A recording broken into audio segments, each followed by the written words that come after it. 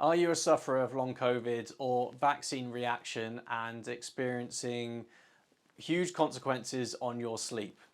I've heard accounts of people not going to sleep or not being able to sleep for weeks and weeks after developing these two types of condition.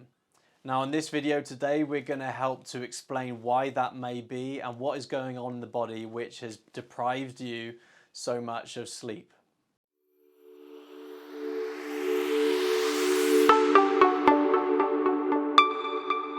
So firstly, let's talk about the interaction that comes around between our two hormones, melatonin and cortisol. So our stress hormone being cortisol and our sleep hormone being melatonin.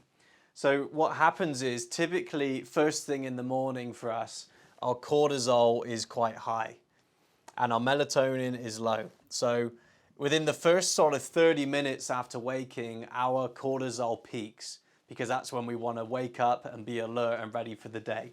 And then over the rest of the day, cortisol starts to decrease, whereas melatonin starts to increase until we get this peak period where melatonin and cortisol are at the right level, which is the right environment and state for us to fall asleep. Now, people that struggle with sleep generally tend to do things in their day-to-day life and lifestyle which disrupts this circadian rhythm, is what we call it. So they'll typically do things which maintain high cortisol through the day, or they'll have a dip down but then do something to really boost it up, and then therefore they're not at the right level, their melatonin and cortisol aren't the right level to fall asleep. So whether that's, really lots of stress at work or at home, or they do like a really intensive exercise workout in the evening before going to sleep, if they're constantly thinking about things stressing them out, if they're watching a lot of screens before they go to sleep, so screen time, especially blue light, watching like action movies or exciting things, they sort of like bump up our excitation and stress hormone in the evening, which isn't great for supporting sleep. However, it's more than just sort of normal daily habits. So there's some things that will increase our cortisol production beyond just our behaviors. And one of those things is particularly inflammation. So when we have lots of inflammation happening in the body, that causes increases in cortisol production because it's like a stressor on the body. So our body responds to that with its stress coping mechanisms. And we know with people that experience chronic illness such as autoimmunity, hypothyroidism, arthritis, heart disease, there's lots of inflammation around. And that's the same with long COVID. We're seeing increases in cytokine production, mast cell activation, histamine being released. So there's a lot of inflammation going on, and that can particularly disrupt these cortisol rhythms and keep the cortisol high.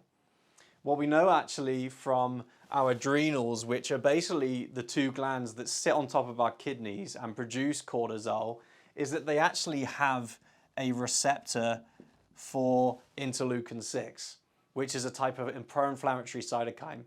So if things are causing inflammation and causing cytokine release in the body, such as infection, toxins, food sensitivities, that's going to cause interleukin 6 to be released and can then bind to these receptors on the adrenal glands.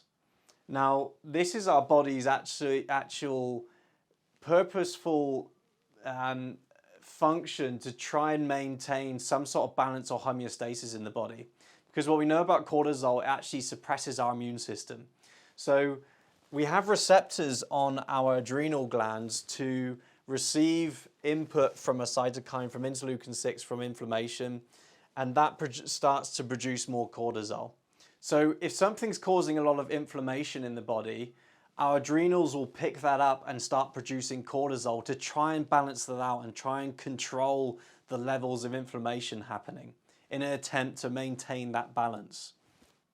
Now, what we're seeing with long COVID sufferers is actually quite a few of them actually being shown to have low cortisol levels, despite what we just said. And this is happening because we are getting so much inflammation happening in the body, and so much stress on the system, we're getting a shutdown at the brain level, which is then shutting down the adrenals and stop producing cortisol. Now that in itself becomes a big problem because we stop counteracting inflammation further. So we get more uncontrolled, inappropriate inflammation levels. When our adrenals are shut down or we're in this exhaustion phase, that typically shows up as first thing in the morning, we don't get this awakening response of cortisol increasing. We start off the day with cortisol being low and we wake up exhausted, not ready for the day, want to stay in bed. And this is where people typically hang out or typically find themselves when they've gone down that road. And this is typically what we're finding with a lot of patients approaching us, and they tend to need a lot of support for their adrenals to get them going. Now, another way this may be happening for people is through nutrition. So we need particular nutrients to support the whole production of cortisol, production of melatonin, and supporting of sleep. And like we touched upon in the video on acid reflux, our digestive system and stomach acid gets significantly affected when we go through something like chronic illness or long COVID. When we have a lot of stress on the system and a lot of inflammation taking place, our adrenals aren't working so well, we're getting cortisol imbalances, suppressed stomach acid, and stomach acid levels are needed to digest and absorb things such as minerals, and especially things like magnesium, which is quite commonly known to support sleep. When we're deficient in magnesium, we typically shows up as tightness and rigidity around the body. So not being able to sleep, lots of anxiety, lots of constipation and cramping. These are all typical signs of low magnesium. Another thing that our stomach acid levels are needed for is digestion and absorption of protein. So firstly, we have potential magnesium mineral disruption and then protein disruption, especially the amino acid tryptophan. So tryptophan is really important in sleep because it will convert to either of two things. So it sits in the middle here.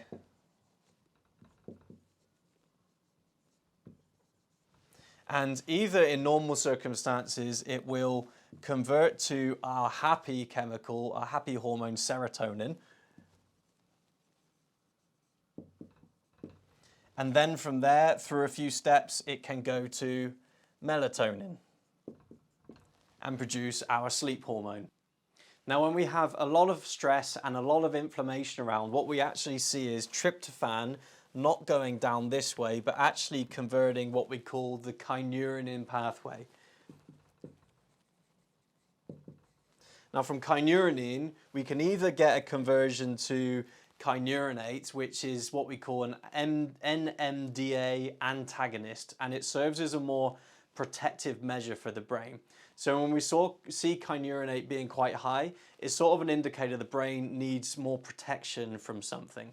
Now it can go down to kynurenate to do that. However, it can also go to quinolate or quinolinic acid.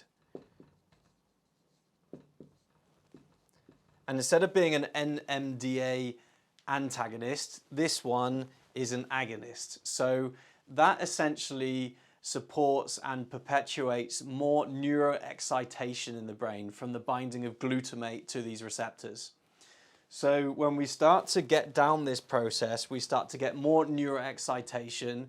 Quinolinic acid actually becomes very neurotoxic for the brain, and that can drive a lot of issues in the brain. So especially things like anxiety, which a lot of people with long COVID suffer with, lots of other cognitive issues such as panic attacks, depression, brain fog, and also essential fatigue. So this whole process down to more quinolates can actually generate a lot of the fatigue symptoms that people are experiencing in this condition.